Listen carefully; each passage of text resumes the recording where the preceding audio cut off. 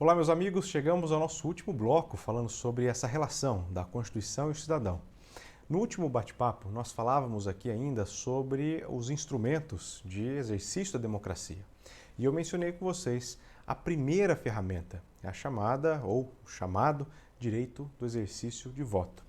Nós temos, lembram, dois mecanismos de participação, conjuntos de mecanismos.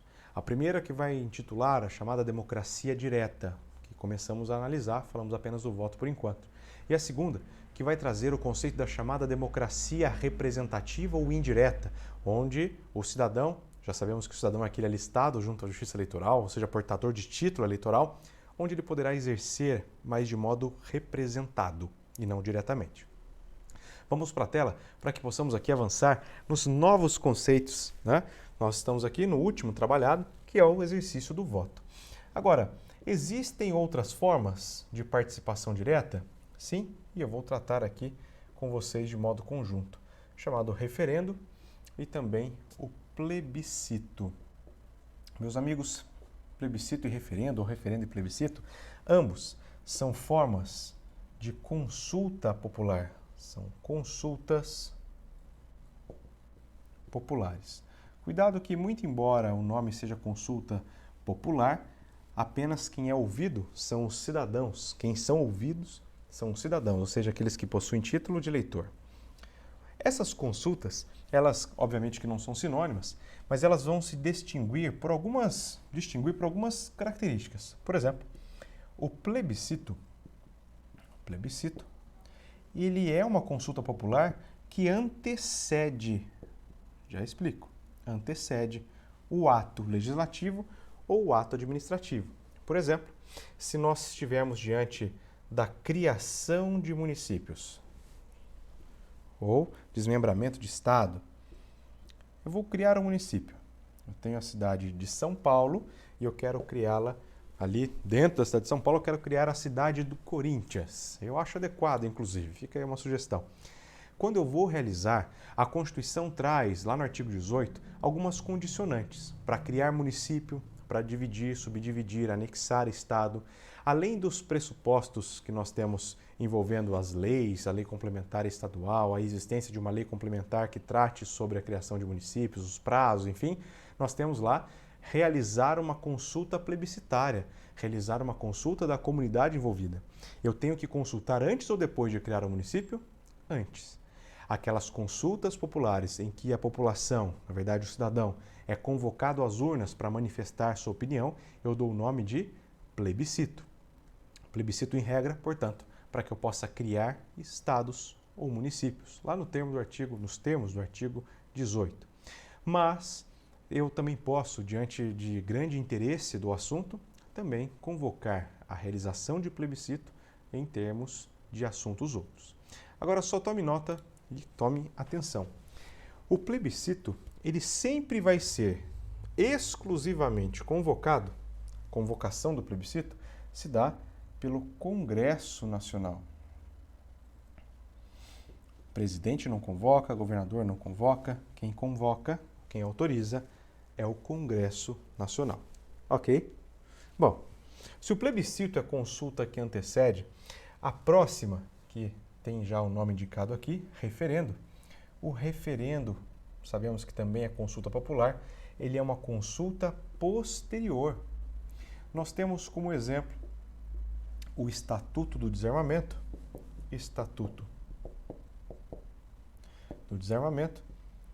que traz lá no finalzinho da redação, há uma indicação onde resta claro o seguinte: resta vedada a comercialização, ou fica vedada a comercialização de armas de fogo e de munições no Brasil. Então, proibiu. Só que tem um detalhe. Embaixo tem um parágrafo dizendo assim: a eficácia, os efeitos do dispositivo acima ficam condicionados a uma consulta referendária a ser realizada. Ou seja, o referendo é uma consulta posterior porque a lei foi publicada e só depois da publicação da lei é que a população foi convocada em sede de referendo do desarmamento para se manifestar sim ou não quanto àquele dispositivo legal que você está lendo. Então vejam, referendo é consulta posterior. De qualquer maneira, é uma forma de consulta. O voto também é uma consulta, mas uma consulta qualificada num processo eleitoral. Agora percebam, quando foi que você, a senhora, o senhor, vieram a ser convocados a uma manifestação via plebiscito ou via referendo? São formas que, embora existentes e importantes, muito pouco utilizadas. Lembrando que somente o plebiscito terá situação de obrigatoriedade, justamente lá no caso do artigo 18, parágrafos 3º e 4º da Constituição, criação de município, de estado, mas não há obrigatoriedade, salvo nessas situações. Infelizmente, mecanismos pouco utilizados, somos muito pouco convocados para esse tipo de exercício. Bom, então podemos pensar aqui que o referendo é consulta posterior, assim como no plebiscito, também depende de convocação, autorização pelo Congresso Nacional.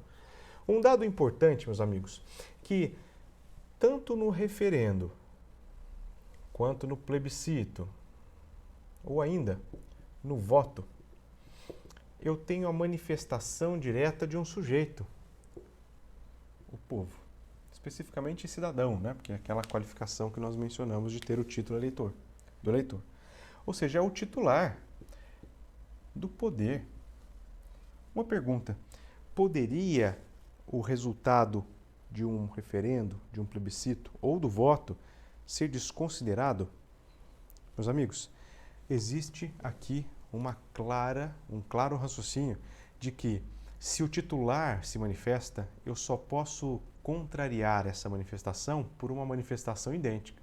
Ou seja, se o povo optou por ter ali a não proibição de armas de fogo e de munições sendo comercializadas, tecnicamente, só poderia existir uma vedação se uma nova manifestação, no mesmo sentido, ali acontecesse.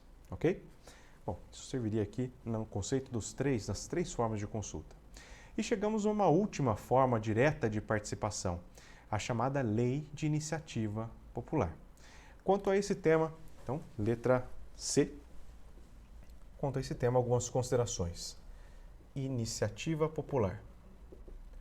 Da mesma forma, ainda que esteja indicado como iniciativa popular, essa iniciativa deveria ser cidadã, já que para assinar, para subscrever um projeto de lei de iniciativa popular, é necessário ter título de eleitor. Iniciativa popular, meus amigos, atenção, ela possibilita a criação de projetos de lei, projeto de lei de iniciativa popular. Um detalhe importante, fruto aí de muitas informações desencontradas. Muito embora a melhor doutrina teórica indique que uma proposta de emenda constitucional ou proposta de emenda à Constituição pudesse e fizesse sentido que fosse apresentado também através de uma iniciativa popular, na prática, os legitimados para propor a PEC estão lá no artigo 60, incisos 1, 2 e 3. Presidente da República, mais da metade das assembleias e também Congresso. Nós não temos projetos de lei para PEC, infelizmente. Né? Atualmente não temos, embora a doutrina sustente com bastante concordância por minha parte, da possibilidade, mas em termos de se criar uma PEC que insira um possível inciso 4, mas atualmente não existe essa possibilidade, ok? Tecnicamente. Bom, projetos de lei de iniciativa popular. Eles possuem aqui algumas condicionantes importantes. É o titular se manifestando, não é isso? Meus amigos, projetos de lei de iniciativa popular, eles não podem ser rejeitados, não pode ser rejeitado por vício formal, vício de elaboração do texto, né? Por quê, professor? Porque eu tenho que privilegiar a manifestação do titular do poder. Se existir algum tipo de vício formal, caberá à Comissão de Constituição e Justiça, à Comissão de Redação, às comissões da Casa, da Câmara dos Deputados em específico, realizar as adequações. Agora, muito embora exista essa impossibilidade de não dar ali impedimento ao processo legislativo por vício formal, existe uma questão formal que deve ser obedecida minimamente, que são chamados critérios para que se possa dar seguimento a um projeto de lei. Imagine, se não tivesse critério nenhum, eu apresento amanhã na Câmara e tem que dar procedência. Para que eu possa de fato visualizar que é uma manifestação coletiva, conjunta do titular do poder, a Constituição, aliada à lei específica que vai tratar sobre plebiscito, referendo e iniciativa, traz um critério mínimo a ser cumprido. Vamos conhecer qual é. Olha lá. Para que eu tenha um projeto de lei natureza federal, eu preciso aqui cumprir o primeiro critério. O número de assinaturas ou de subscrições deve corresponder a 1% do eleitorado nacional. Esse eleitorado nacional, meus amigos, para fins de se estabelecer o valor, a quantia, ele é observado tendo-se por base a última eleição, ou os últimos votos dados à Câmara dos Deputados. Ok? 1% do eleitorado nacional. O que mais? Esse 1% não pode ser concentrado em um único estado. Então, 1% dividido em 5 estados. A ideia é de trazer algo que não seja local, regional, um projeto de lei que alcance a todos, ou pelo menos de uma maneira que possa pressupor ser geral e não localizado. 1% do eleitorado dividido em 5 estados, e cada um desses estados, eu não posso ter assim uma assinatura no estado A, uma no B, uma no C e o restante dividido entre os outros dois. Não. Eu tenho que cada estado tem que obedecer com 0,3% do seu eleitorado.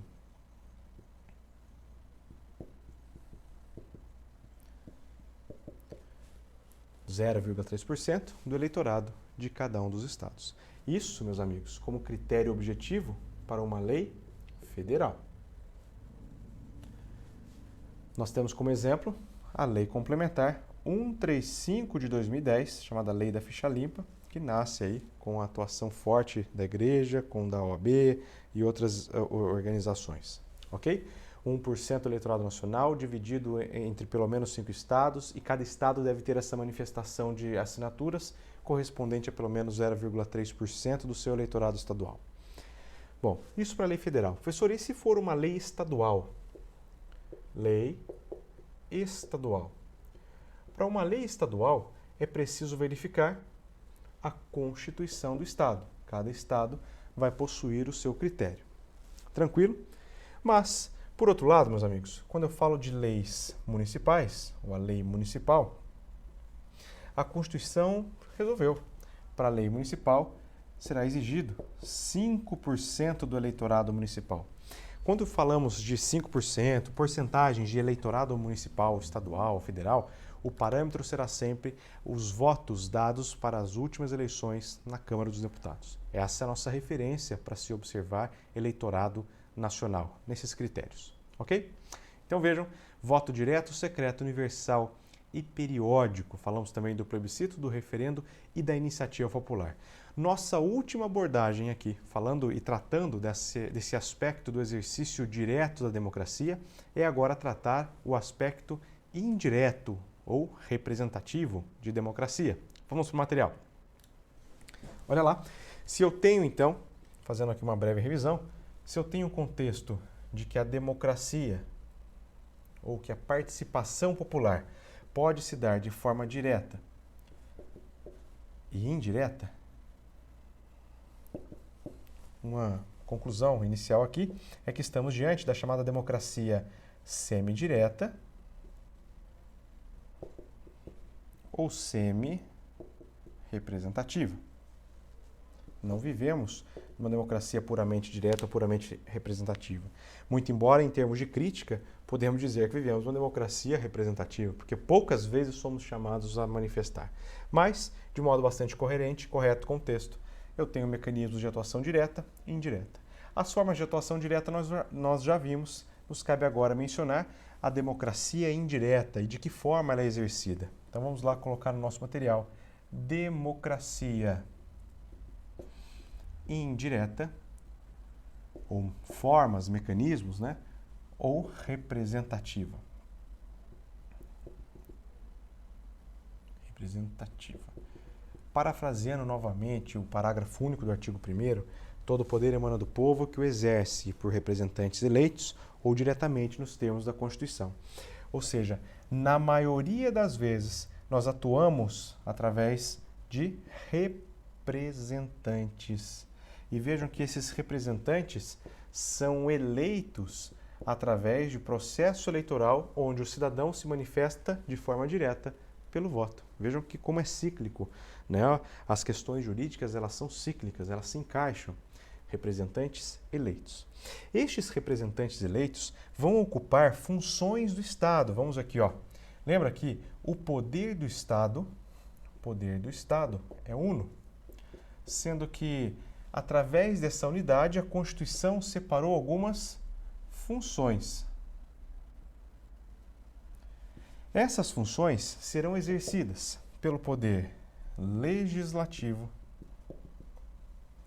pelo poder executivo, na função administrativa, e pelo poder judiciário.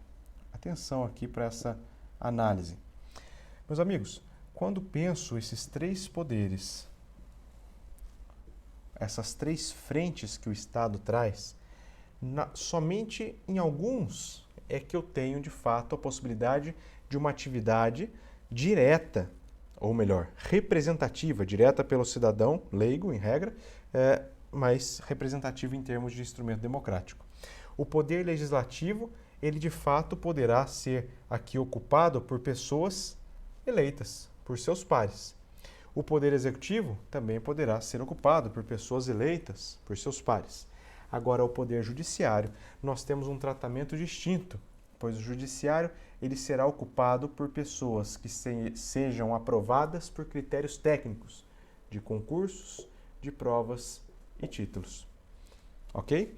Já que ali eu tenho uma função que exige capacidade e conhecimento técnico. Veja o que eu acabei de mencionar. No começo do nosso bate-papo, eu havia dito que a Constituição optou pelo chamado sufrágio universal. O sufrágio universal impõe que eu, enquanto texto constitucional, indique apenas critérios mínimos, fáceis de serem cumpridos, para possibilitar o exercício dos direitos políticos. Será que seria inconstitucional, então, o Poder Judiciário, que é composto por pessoas capacitadas tecnicamente, eu exijo o critério? Estaríamos aqui diante do sufrágio restrito capacitário, né? Um nome técnico grande aí. Não. A situação de representatividade, de fato, se conclui na função do Estado. Só que uma das funções, que é aquela que exigirá uma condição técnica específica, não há problema algum em ter uma condição satisfeita por provas e títulos que impõem condição técnica específica.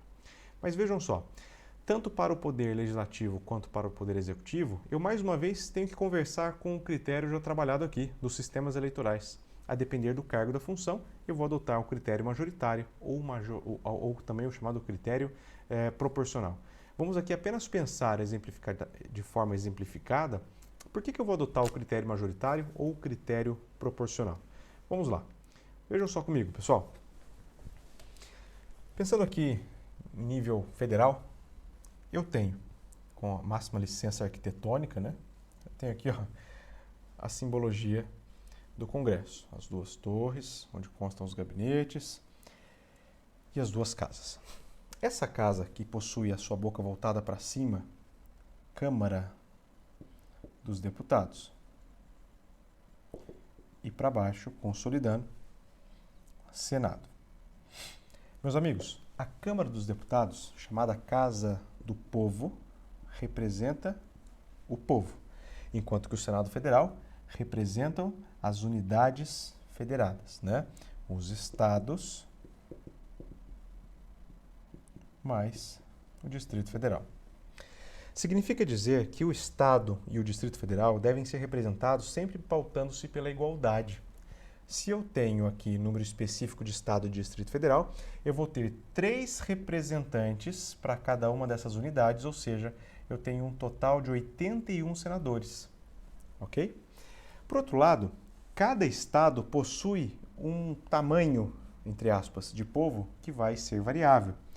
A depender aqui da sua população, e aí temos regras específicas, tanto na Constituição quanto lei especial, para definir, mas fato é que, como existe uma proporcionalidade, nós temos um total de 513 deputados e não vai ser um número uniforme, já que cada estado possui um povo com tamanho diferente, já que a representação é do povo e aqui a representação é unitária dos estados. 503 deputados, 3 representantes por estado e distrito, 81 senadores. Se aqui a análise é proporcional, o critério para se eleger um deputado federal, e o mesmo vai se repetir em âmbito das assembleias e câmaras, o critério é proporcional. Por outro lado, como aqui o critério objetivo de igualdade formal, o critério que eu vou adotar é um majoritário. Não à toa, para a eleição do senador, eu adoto o critério majoritário e não proporcional.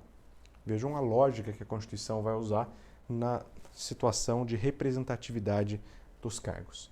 E para finalizar nosso bate-papo, um conceito importante. Nós falamos aqui em cidadania. Eu queria registrar duas situações: cidadania e nacionalidade. Meus amigos, ambas indicações são vínculos do cidadão com o Estado, ou do indivíduo com o Estado. A nacionalidade é o vínculo que se estabelece entre indivíduo e o Estado. Vínculo este que vai garantir aqui a figura do brasileiro nato e do naturalizado. Papo para um próximo encontro, mas que, se você quiser conferir, consta lá no artigo 12 da Constituição. O inciso 1 do artigo 12 falando sobre o brasileiro nato, o inciso 2 da Constituição sobre o naturalizado. Vínculo aqui que nós chamamos de vínculo jurídico. Vínculo jurídico. Por outro lado, o conceito de cidadania está relacionado ao seu alistamento junto à Justiça Eleitoral, ou seja, ao seu título de eleitor. Em regra, meus amigos, é necessário que eu possua o vínculo jurídico para alcançar o vínculo que esse chamaremos de vínculo político. Ou seja, a cidadania é um vínculo qualificado, vínculo político qualificado. Por quê? Porque para ser cidadão eu pressuponho que o sujeito tenha já a nacionalidade. Temos aqui uma exceção específica, que é o caso do português, fruto do Tratado da Amizade, também assunto para outra circunstância, onde nós temos a equiparação da sua condição, se cumpridos alguns requisitos, alguns pressupostos. Mas é importante reconhecer a existência desses dois conceitos bastante importantes, que são, vez ou outra, tratados como sinônimos fossem, e na verdade não são.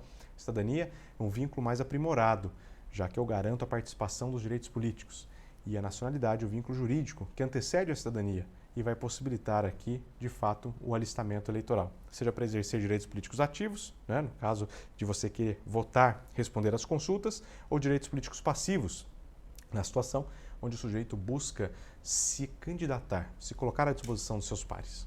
Espero que vocês tenham gostado. Temas importantes que relacionam a figura da Constituição, do Estado, do cidadão, em termos dessa convivência que deve ser, diante do direito, algo harmonioso, ou pelo menos passível de se alcançar em termos de respaldos, mecanismos de resolução de conflitos ou de convivência harmônica. Um grande abraço, fiquem com Deus e até nosso próximo bate-papo. Até lá!